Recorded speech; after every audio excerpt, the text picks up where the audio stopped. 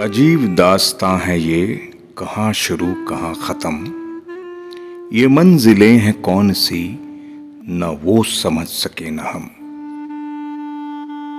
सच में ये यकीन नहीं होता कि वे हमें इस तरह से अचानक छोड़ जाएंगी। अभी अभी तो ये सुनने को भी मिला था कि वो ठीक हो गई हैं, उनके स्वास्थ्य में सुधार आया है, पर अचानक वो चल बसी। बड़ी हैरत की बात है, बड़े दुख की भी बात है। हम सभी ने एक अनूठे एवं विश्व प्रसिद्ध कलाकार को खो दिया है, जिनका नाम लता मंगेशकर है। लता जी आज भी हमारे बीच में हैं और रहेंगी। उनकी अदायगी, उनकी गायकी, उनका कोकिल समान कंठ स्वर रह रहकर उनकी याद दिला जाएगा। लता मंगेशकर जी का जन्म 28 सितंबर 1929 को हुआ था, यानी 28 सितंबर 1929, और वो 6 फरवरी 2022 को हमें छोड़ गई। 6 फरवरी 2022। वे भारत की सर्वाधिक लोकप्रिय एवं आदरणीय गायिका रहीं।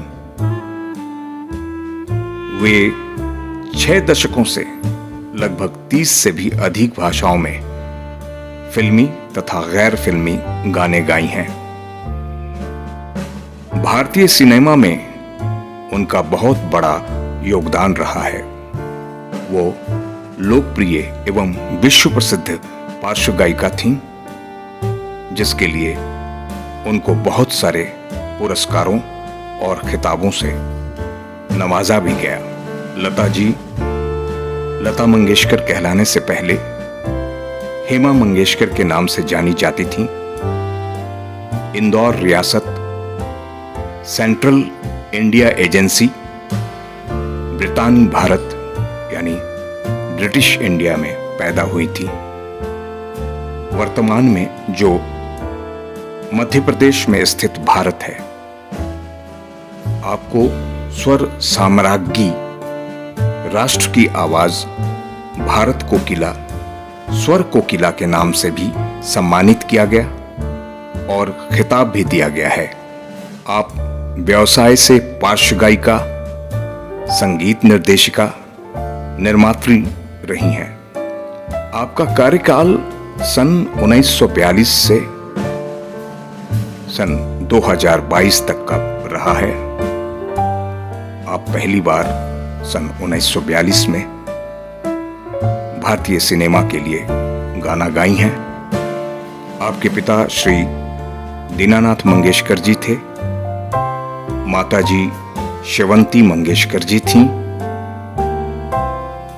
आपके 3 बहनें मीना खाड़ीकर यानी मीना मंगेशकर जी, आशा भोसले जी, उषा मंगेशकर जी एवं एक भाई हृदयनाथ मंगेशकर जी हैं। आपको राष्ट्रीय फिल्म पुरस्कार, बंगाल फिल्म पत्रकार संगठन पुरस्कार, फिल्म फेयर सर्वश्रेष्ठ पार्श्व गायिका पुरस्कार और भारत सरकार द्वारा भारत रत्न से भी सम्मानित किया गया है।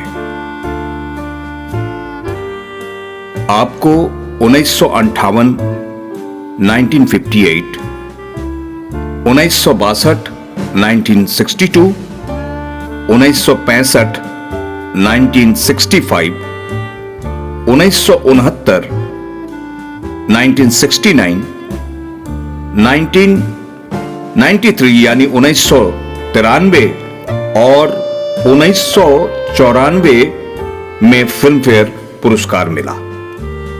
आपको राष्ट्रीय पुरस्कार 1972 यानी 1972 में मिला। 1975 यानी 1975 और 1990 यानी 1990 में मिला।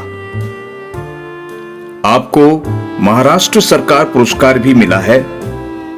1966 यानी 1966 और 1967 में आपको महाराष्ट्र सरकार पुरस्कार भी प्रदान किया गया है। सन 1969 में यानी 1969 में लता जी को पद्म भूषण से नवाजा गया।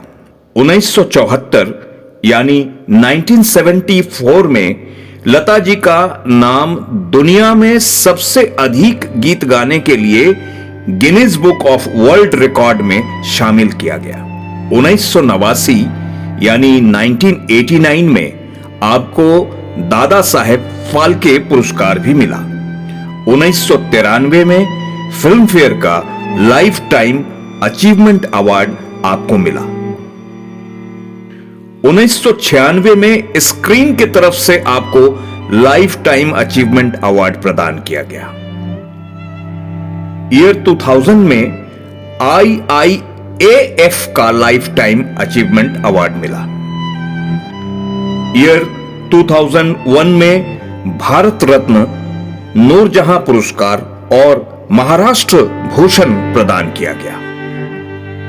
लता जी अपनी नायाब आवाज से देश तथा विदेश के करोड़ों अरबों लोगों का दिल जीता था, जिसको उनके चाहने वाले कभी भी नहीं भुला पाएंगे।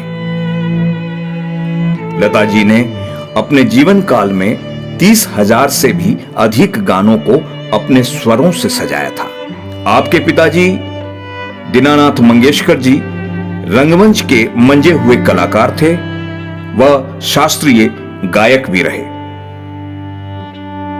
लता जी ने पहला गाना एक मराठी फिल्म कीर्ती हसाल यानी कितना हंसोगे के लिए 1942 में गाया था। उनके पिताजी यह नहीं चाहते थे कि लता जी फिल्मों के लिए गाए।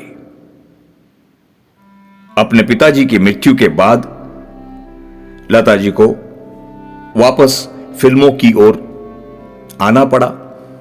अपने पिताजी के मृत्यु के वक्त लता जी सिर्फ 13 वर्ष की थी। उस वक्त उन्हें पैसों की बहुत किल्लत झेलनी पड़ी, साथ ही बहुत कठिन संघर्ष करना पड़ा था। उनको फिल्मों में अभिनय करना बहुत पसंद नहीं था।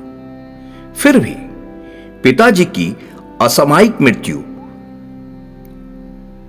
भाई बहनों की जिम्मेवारी और घर की जिम्मेवारी के कारण पैसों के लिए ही उनको कुछ हिंदी तथा मराठी फिल्मों में अभिनय का काम करना पड़ा था। आपको बड़ा ब्रेक हिंदी फिल्म महल से मिला। आएगा आने वाला आएगा, इस गीत के बोल से उनको बहुत प्रसिद्धि हासिल हुई। इस फिल्म को बॉम्बे टॉकीज के बैनर तले बनाया गया था। भारत की बेटी और हमारे देश के सबसे प्रतिभावान गायिका लता जी भले ही हमारे बीच नहीं है, पर उनकी आवाज हमेशा उनकी याद दिलाती रहेंगी। आज लता जी के लिए देश विदेश के लाखों करोड़ों लोगों ने आंसू बहाए और उनको श्रद्धांजलि अर्पित करते हुए उनके गाने भी गाए। आइए हम सभी मिलकर लता जी को पुष्प अर्पित करते हैं, उनके आगे शत शत बार नमन करते हैं। ओम शांति, ओम शांति, ओम शांति। हिंदुस्तान जिंदाबाद, भारत माता की जय। वंदे मातरम, वंदे मातरम, वंदे मातरम।